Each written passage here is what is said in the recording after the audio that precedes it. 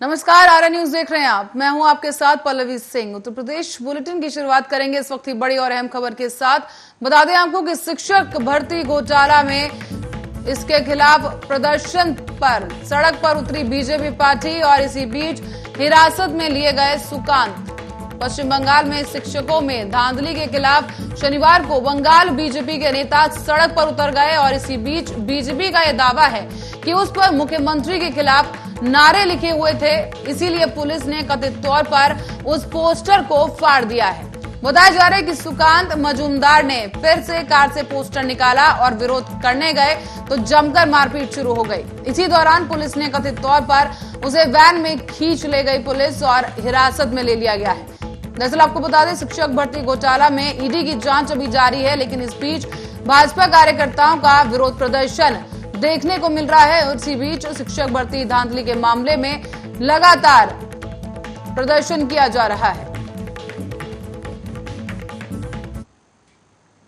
और अब खबर प्रयागराज से है, जहां बाहुबली पूर्व सांसद अतीक अहमद के फरार चल रहे छोटे बेटे अली अहमद उर्फ अली अतीक ने गिरफ्तारी का दबाव बढ़ने पर शनिवार को ही नाटकीय घटनाक्रम के तहत जिला अदालत प्रयागराज में सरेंडर कर दिया है। अली अहमद अपने वकीलों के साथ दोपहर करीब 1 बजे जिला कोर्ट पहुंचे और इस बीच जुडिशियल मजिस्ट्रेट चतुर्थ शालिनी विधेयक की कोर्ट में उन्होंने सरेंडर कर दिया है। आपको बता दें कि जुडिशियल मजिस्ट्रेट ने अली अहमद की जमानत अर्जी पर सुनवाई करते हुए उसे खारिज कर दिया। अब कोर्ट ने अली अहमद को 14 दिन की न्यायिक हिरासत में नैनी सेंट्रल जेल भेज दिया है। हुआ था जो है दिसंबर 2021 में, क्राइम नंबर 732 सन 2021, धारा 147, 148, 149, 307, 308, 386, जिसमें इनके खिलाफ इंटरव्यू चल रहा था। अभी तक इनकी एंटीसिपेटरी बेल की कार्रवाई हाई कोर्ट में चल रही थी, उच्चतम न्यायालय में चल रही थी। उच्चतम न्यायालय में जब हम लोगों ने याचिका वापस ले लिया तो आज इन्होंने जेएम फोर्थ के न्यायालय में जो है उसी प्रकरण में क्राइम नंबर 732 सन 2021 में आत्मसमर्पण किया, जिसमें इनको कस्टडी में लेकर इनकी जमानत याचिका जेएम फोर्थ महोदय ने खारिज कर दिया है। खारिज कर दिया, जेल भेजा जाएगा इनको। अब इनको कारागार भेजा जाएगा। क्या करेंगे आगे, और कितना इनाम भी घोषित था कुछ? रामनगरी अयोध्या में राम जन्मभूमि आंदोलन के अगुवा और दिसंबर अखाड़ा में महंत दिवंगत रामचंद्र परमहंस दास की 19वीं पुण्यतिथि के पूर्व संतों ने उनके समाधि स्थल पर पहुंचकर उन्हें श्रद्धांजलि दी है। तो इस दौरान संतों ने सरयू तट पर स्थित इस समाधि स्थल को पर्यटन स्थल के रूप में विकसित किए जाने की मांग भी की। दिगंबर अखाड़ा के महंत परमहंस दास के पुण्यतिथि के पूर्व सरयू तट पर स्थित समाधि स्थल पर संतों ने उनके चित्र पर पुष्पांजलि अर्पित कर श्रद्धांजलि सभा करते हुए सरयू तट पर स्थित समाधि स्थल को विकसित करने की मांग की है। उन्होंने केंद्र व प्रदेश सरकार से ये मांग उठाई है।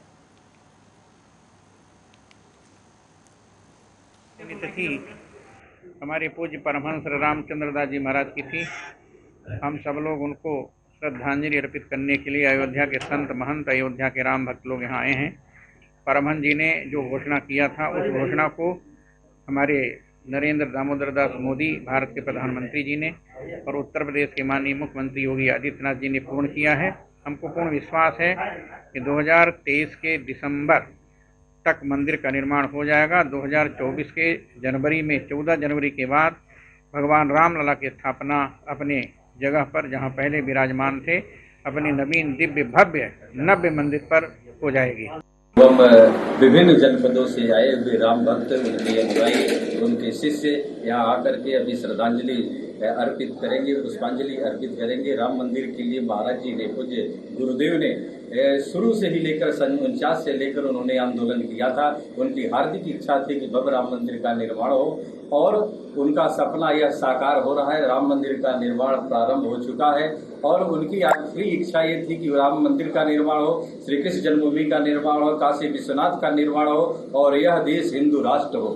तो वह समय आ गया है, उनका सपना साकार धीरे धीरे होने जा रहा है, और हो भी रहा है। राम मंदिर चूंकि निर्माण हो रहा है, तो इसलिए आगे बढ़ते क्रम में ये इनका जो योगदान था।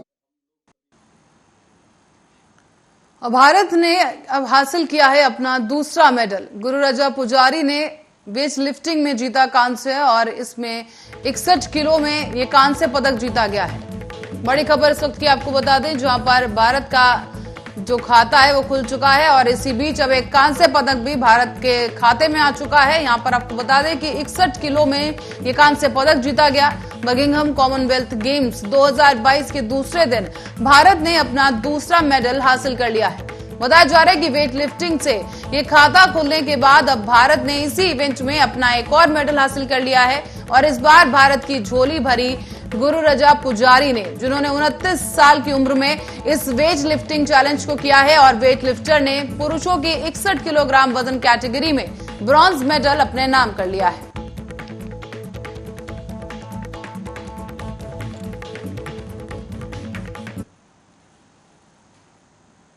और इस बीच किसान संगठनों को मजबूत करने के लिए भारतीय किसान यूनियन के नेता राकेश टिकैत जगह जगह जाकर अब बैठकें कर रहे हैं।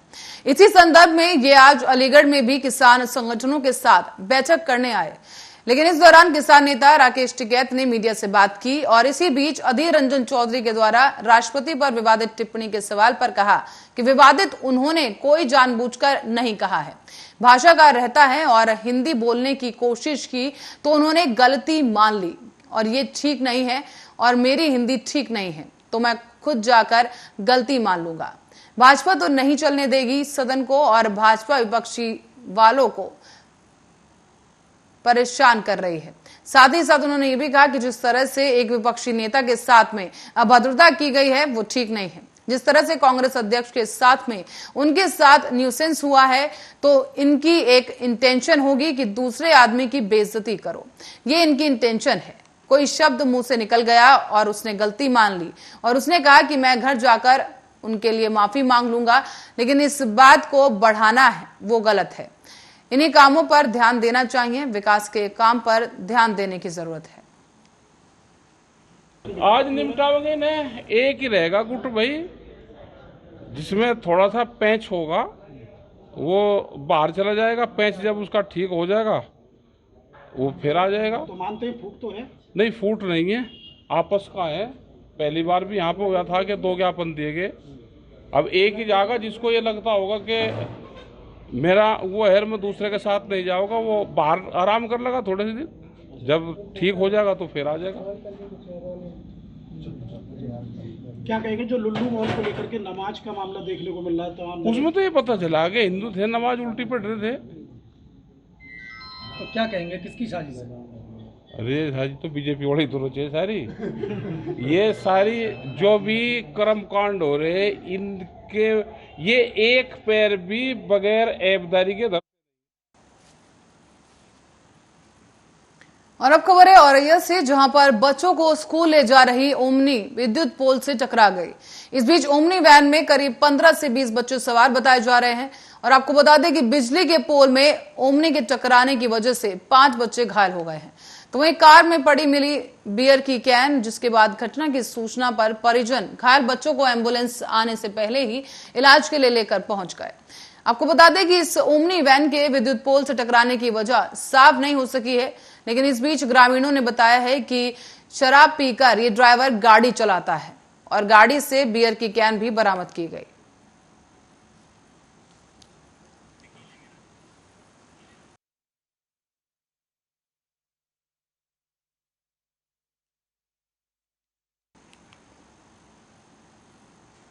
और अब खबर अयोध्या से है, जहां पर जिला अस्पताल में मनमानी का आलम है और जिला अस्पताल के सर्जन AK सिन्हा के कक्ष में बैठ रहा है और अनाधिकृत व्यक्ति प्रभास श्रीवास्तव सर्जन AK सिन्हा की गैर मौजूदगी में ये मरीजों की देखरेख कर रहा है।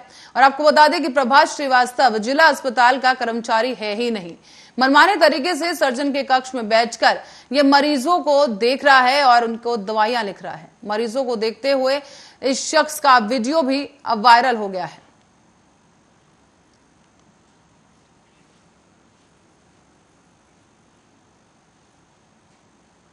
और अब आपको बताते चले अगली खबर की ओर रुख करेंगे, जहां पर नगर के लाल डिग्गी मोहल्ला स्थित नगर पालिका परिषद कार्यालय पर कहा गया कि भारत की आजादी की 75वां वर्षगांठ अमृत महोत्सव के रूप में मनाया जा रहा है और 15 अगस्त के पूर्व हर घर पर तिरंगा लगाया जाएगा।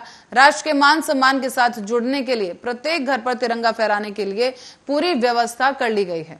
नगर पालिका परिषद के अधिकारी, कर्मचारी और सभासदगण सभी के साथ मिलकर जिले के तमाम स्वयंसेवी संगठनों के लोग इस अभियान को मूर्त रूप देने में लगे हुए हैं। 1 से 7 अगस्त तक वार्ड और मोहल्ला स्तर पर मोहल्ला समितियों की बैठक कर तिरंगा जन जागृति अभियान भी चलाया जाएगा। इसी क्रम में 6 अगस्त को सुबह 7 बजे से मैराथन दौड़ घंटाघर से शुरू की जाएगी और इसमें सभी लोग सादर आमंत्रित भी किए गए। 14 अगस्त को लाल डिग्गी कार्यालय से सिटी क्लब तक तिरंगा झांकी भी निकाली जाएगी। भारत के यशस्वी प्रधानमंत्री माननीय नरेंद्र मोदी जी ने आज़ादी के इस 75वीं वर्षगांठ को अमृत महोत्सव के रूप में मनाने का निर्णय किया था। साल भर से लगातार कार्यक्रम चल रहे हैं। नगर पालिका परिषद मिर्जापुर हर घर तिरंगा अभियान के कार्यक्रम के तहत 1 तारीख से लेकर 7 अगस्त के बीच में सभी मोहल्लों में वार्ड मोहल्ला समिति के माध्यम से बैठक कराकर लोगों को जन जागृत करेगी, जिससे कि हर घर में राष्ट्रीय जो ध्वज है वो लग जाए। इसी को जन जागृत करने के कदम में आगे बढ़ते हुए हम 6 अगस्त को घंटाघर से सुबह 7 बजे लाल डिग्गी तक जो हमारा कार्यालय, यहाँ एक मैराथन।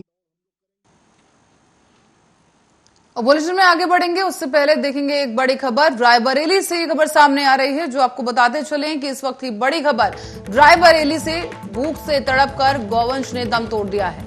बताया जा रहा है करीब आधा दर्जन गौवंशों की मौत हो गई है और गौशाला में 4 दिन से ताला लटका हुआ है। गौशाला में चारा ना होने की वजह से भूख से बिलखते हुए और तड़प कर इन गौवंशों की मौत हो गई है। आपको वीडियो भी दिखा दें, यहाँ पर ये गौशाला का वीडियो है और बताया जा रहा है कि गौशाला के बाहर ताला लटका हुआ है और करीब 4 दिन से ये गौशाला बंद है। यहाँ पर तमाम गौवंश मौजूद हैं, लेकिन चारा ना होने की वजह से कई गौवंश तड़प कर मर चुके हैं। भूख से इनकी मौत हो चुकी है। बड़ी खबर इस वक्त की आपको बता दें, तस्वीरों में आप देख सकते हैं यहाँ पर गौवंश जो है गौशाला के अंदर चारा ना होने की वजह से दम तोड़ चुके हैं। करीब आधा दर्जन गौवंशों की इस दौरान मौत भी हो चुकी है।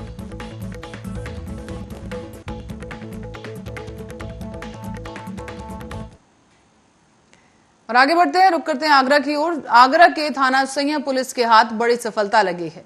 आगरा पुलिस ने लगभग 1 क्विंटल 40 किलो गांजा बरामद कर लिया है। 6 आरोपियों को पुलिस ने इस दौरान दबोचा और अवैध गांजे की तस्करी करते हुए इन आरोपियों को गिरफ्तार किया गया है। आपको बताते चलें कि तस्करी में इस्तेमाल की गई कार को भी पुलिस ने बरामद कर लिया है। दिनांक 29 जुलाई 2022 को CIW टीम जो जनपद आगरा की है और थाना सैया की टीम, इन्होंने जॉइंटली चेकिंग इन्होंने किया और इसी चेकिंग के दौरान एक गांजे की बड़ी खेप बरामद की है, जिसमें 140 किलो गांजा बरामद हुआ है और साथ में 6 अभियुक्त इसमें गिरफ्तार हुए हैं। जो प्रारंभिक पूछताछ है, इन्होंने ये बताया कि ये जो गांजे की खेप है ये बेसिकली विशाखापट्टनम और उड़ीसा से ले आते हैं और आगरा के आसपास के जनपदों में इसको खपाते हैं। जो गांजा इन्होंने खरीदा है वो बहुत सस्ते रेट में खरीदा है। उन्होंने बताया कि 1800 रुपये प्रति किलो के हिसाब से खरीदा। और ऊंचाहार कोतवाली क्षेत्र में पुलिस ने 2 अज्ञात शव बरामद किए हैं। इसमें एक शव महिला का है तो दूसरा शव एक पुरुष का बताया जा रहा है। महिला की ट्रेन की चपेट में आकर मौत हो गई तो वहीं पुरुष का शव नहर में उतारता हुआ पाया गया। बताते चले आपको कि पुलिस ने दोनों ही शवों को पोस्टमार्टम के लिए भेज दिया है।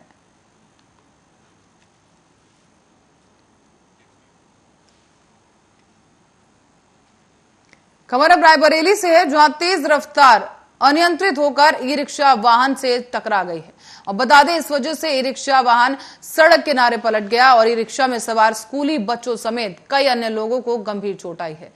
स्थानीय लोगों की मदद से घायल बच्चों को अस्पताल पहुंचाया गया और आपको बता दें कि ये पूरा मामला मॉडर्न रेल कोच कारखाने के पास का बताया जा रहा है।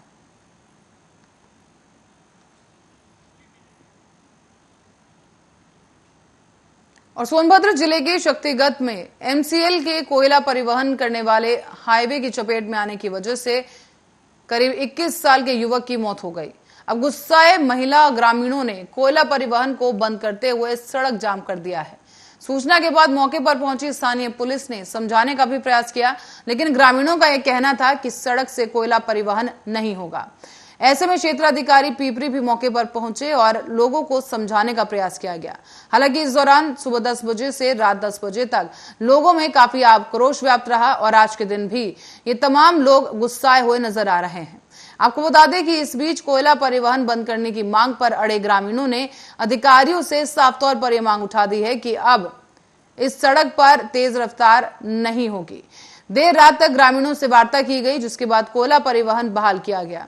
बताते चलें कि कोयला परिवहन करने वाले हाईवा से अब तक कई मौतें हो चुकी हैं। देखिए, यहाँ पे एक्सीडेंट हुआ था और उसके बाद फिर मौत हो गई और एक इंडिविजुअल एक उसका लॉस हुआ, देश को हुआ, उनके परिवार को हुआ, तो हम सब लोग दुखी हैं, ठीक है।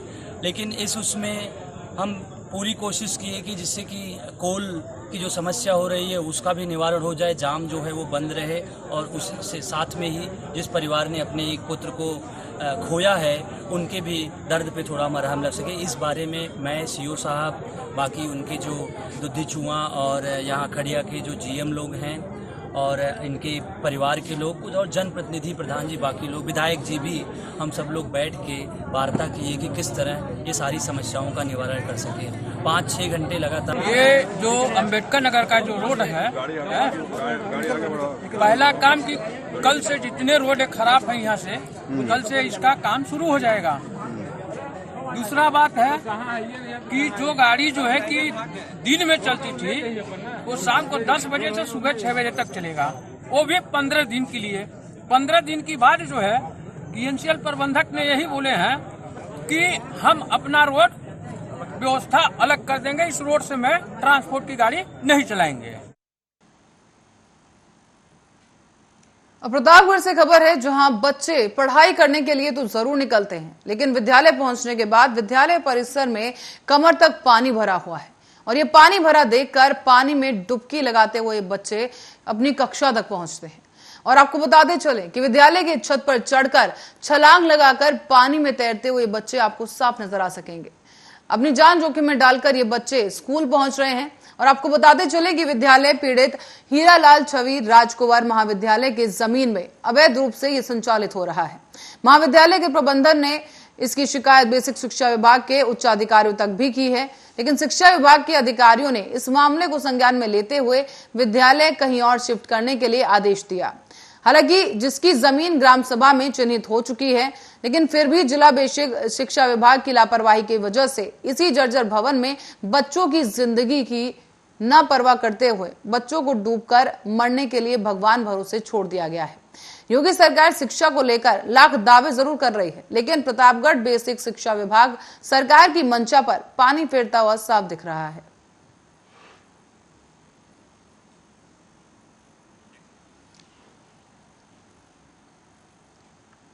और खबर एटा से है, जहां स्कूल की बस बाइक सवार से टकरा जाने के बाद बाइक सवार पिता और बेटे ने बस ड्राइवर के साथ साथ मासूम बच्चे को भी मारपीट की उसके साथ। और बच्चों की पिटाई की सूचना मिलने पर बच्चों के मां बाप पहुंचे स्कूल, जिसके बाद घायल बस चालक का उपचार चल रहा है मेडिकल कॉलेज में। और आपको बताते चलें कि स्कूल बस आगरा रोड से अलग अलग गांव से बच्चों को लेकर ज्ञान सरोवर स्कूल जा रही थी, लेकिन इस दौरान थाना कोतवाली देहात के गांव नगला गोलू के पास ये मारपीट की घटना हुई है। मेरे में उन्होंने लातें मारी थी और भैया जी को भी उन्होंने मारा था मेरे ऊपर चढ़कर। क्या बात क्या हुई थी? लड़ाई होने का, झगड़ा होने का मतलब क्या कारण था? वो आ रहे थे मोटरसाइकिल पे, तब भैया जी से बच गई थी उनकी गाड़ी। ये आज 8 बजे के आसपास कोतवाली देहात के निगला गांव के पास एक बाइक और स्कूल बस में टक्कर हो गई। इसमें बाइक सवार द्वारा ड्राइवर के साथ हाथापाई करने की कोशिश की। इसमें बीच में एक बच्चा भी बचाव करने लगा। तो वहीं महाराजगंज जिलाधिकारी के निर्देश पर आज नौतनवा एसडीएम दिनेश कुमार मिश्रा ने नौतनवा तहसील के नौतनवा मंडी और लक्ष्मीपुर मंडी स्थल में गोदामों में रखे स्टॉक का भौतिक सत्यापन करते हुए संबंधित विभाग को उचित दिशा निर्देश दिए। नौतनवा उप जिलाधिकारी दिनेश कुमार मिश्रा ने बताया है कि नौतनवा तहसील क्षेत्र में 2 मंडियों के गोदामों में भारी मात्रा में आयोडीन, नमक, चना तेल रखा गया है और इसके संदर्भ में मंडियों में रखे खाद्य पदार्थ की संख्या, रखरखाव की स्थिति का भी भौतिक सत्यापन किया गया है। इसमें किसी भी तरह की कमी नहीं पाई गई।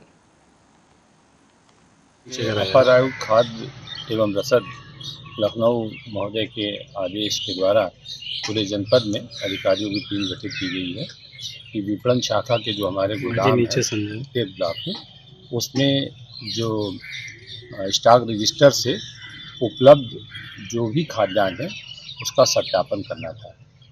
इसके लिए जो हमारा ये जो नौतनवा ब्लॉक में जो हमारा गोदाम है, यहाँ पर आज सत्यापन किया गया।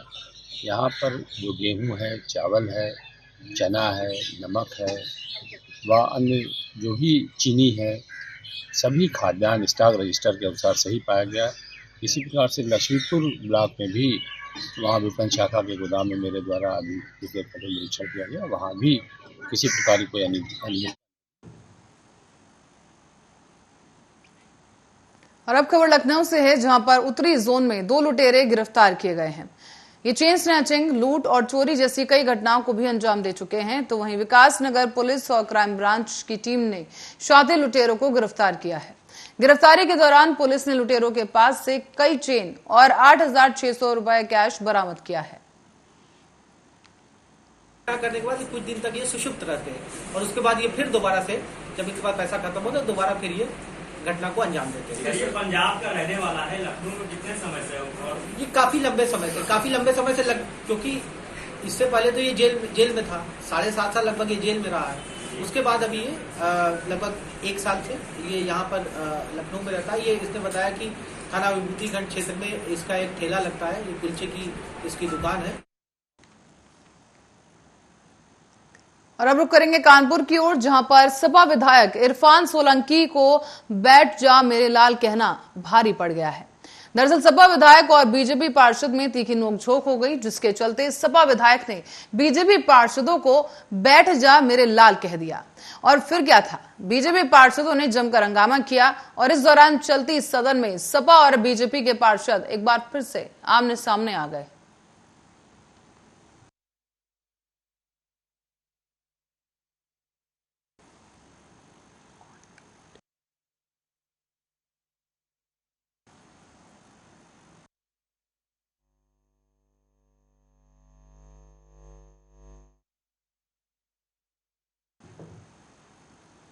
और सेंट्रल गवर्नमेंट द्वारा चलाई गई एक स्कीम, जिसके जरिए स्कूल में पढ़ रहे छोटी आयु के बच्चों को पौष्टिक भोजन देने के लिए खाना दिया जाता है और ये स्कीम काफी सालों से हमारे देश में चलाई जा रही है। इस स्कीम को लेकर अब हर स्टेट के सरकारी स्कूलों में इस स्कीम को चलाया जा रहा है और इसी स्कीम के तहत हर रोज करोड़ों बच्चों को स्कूल में भोजन करवाया जाता है। मगर कानपुर देहात में एक ऐसा स्कूल है जहां इस साल जब से स्कूल खुले हैं तब से मिड डे मील न बनने से बच्चे इस योजना से वंचित हैं। अगर बच्चों को भूख लगती है तो वो खाना घर से ही लेकर आने के लिए मजबूर हैं। जब हमने इस बारे में स्कूल के प्रधान अध्यापक से बात की तो उन्होंने बताया है कि पर्याप्त धनराशि न होने की वजह से मिड डे मील शुरू नहीं हो पाया है।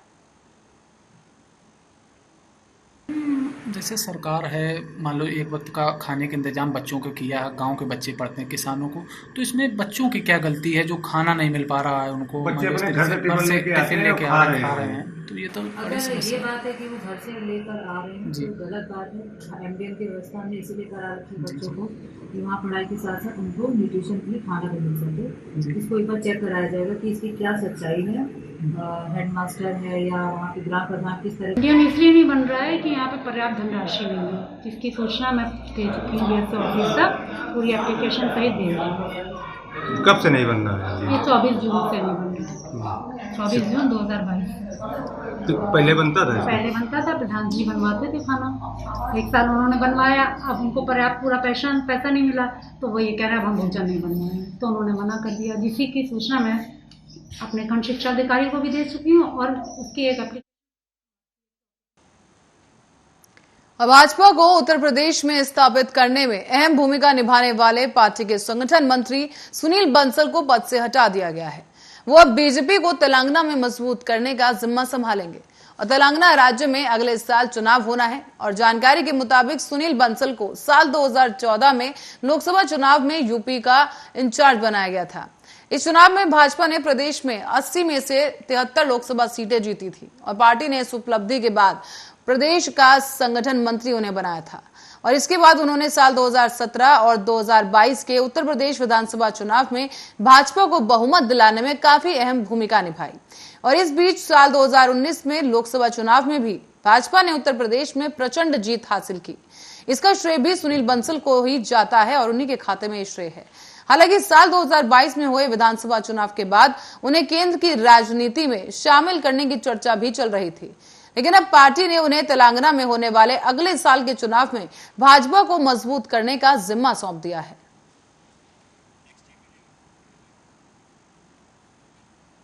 अब महाराष्ट्र के राज्यपाल भगत सिंह कोश्यारी अपने बयान को लेकर घिरते हुए नजर आ रहे हैं।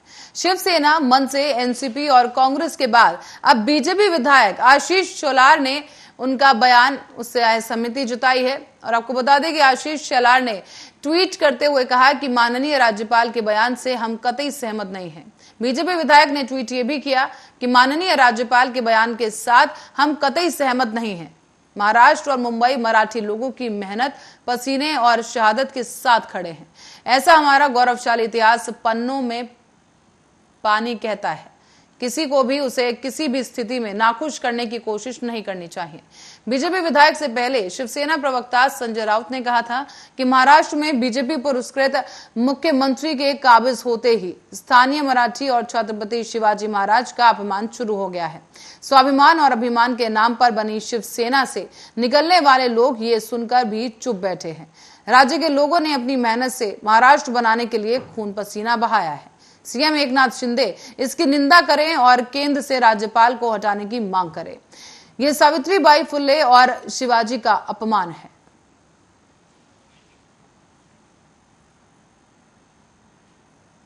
और इसी खबर के साथ ही उत्तर प्रदेश बुलेटिन में फिलहाल के लिए इतना ही। आप बने रहे हमारे साथ, देखते रहे आर्य न्यूज।